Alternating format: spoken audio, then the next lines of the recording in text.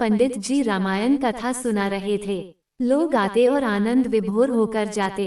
पंडित जी का नियम था रोज कथा शुरू करने से पहले आइए हनुमंत जी बिराजिए कहकर हनुमान जी का आह्वान करते थे। फिर 1 घंटा प्रवचन करते थे। वकील साहब हर रोज कथा सुनने आते। वकील साहब के भक्तिभाव पर एक दिन तर्कशीलता हावी हो गई। उन्हें लगा कि महाराज रोज आइए हनुमंत जी बिराजिए कहते हैं तो क्या हनुमान जी सचमुच आते होंगे।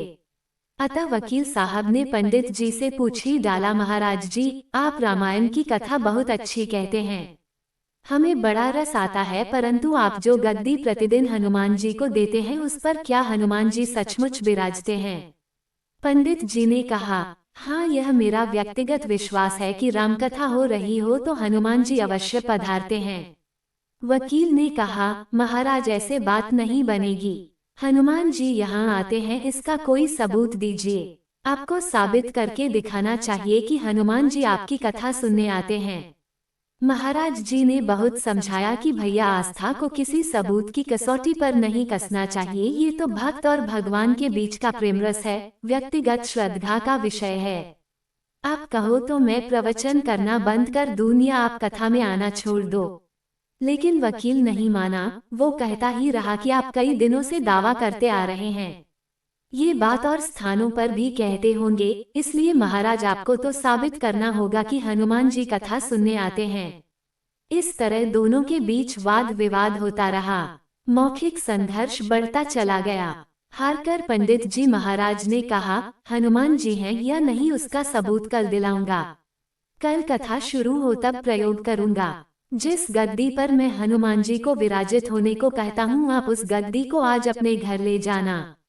कल अपने साथ उस गद्दी को लेकर आना और फिर मैं कल गद्दी यहाँ रखूंगा। मैं कथा से पहले हनुमान जी को बुलाऊंगा, फिर आप गद्दी ऊंची उठाना। यदि आपने गद्दी ऊंची कर दी तो समझना कि हनुमान जी नहीं हैं।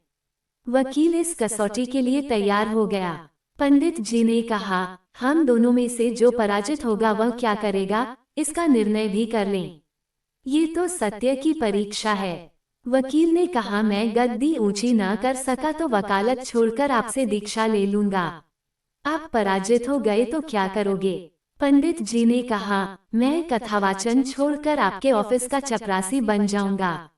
अगले दिन कथा पंडाल में भारी भीड़ हुई। जो लोग रोजाना कथा सुनने नहीं आते थे वे भी भक्ति, प्रेम और विश्वास की परीक्षा देखने आए।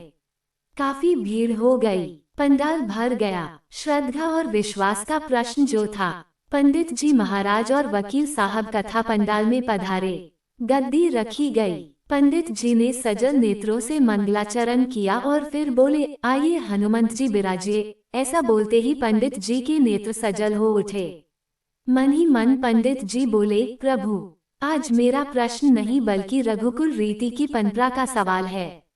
मैं तो एक साधारण जन हूँ, मेरी भक्ति और आस्था की लाज रखना। फिर वकील साहब को निमंत्रण दिया गया, आइए गद्दी ऊंची कीजिए। लोगों की आंखें जम गईं। वकील साहब खड़े हुए। उन्होंने गद्दी उठाने के लिए हाथ बढ़ाया पर गद्दी को स्पर्श भी न कर सके।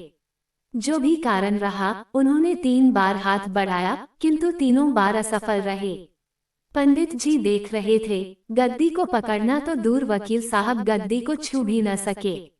तीनों बार वकील साहब पसीने से तरबतर हो गए। वकील साहब पंडित जी महाराज के चरणों में गिर पड़े और बोले, महाराज गद्दी उठाना तो दूर, मुझे नहीं मालूम कि क्यों मेरा हाथ भी गद्दी तक नहीं पहुंच पा रहा है।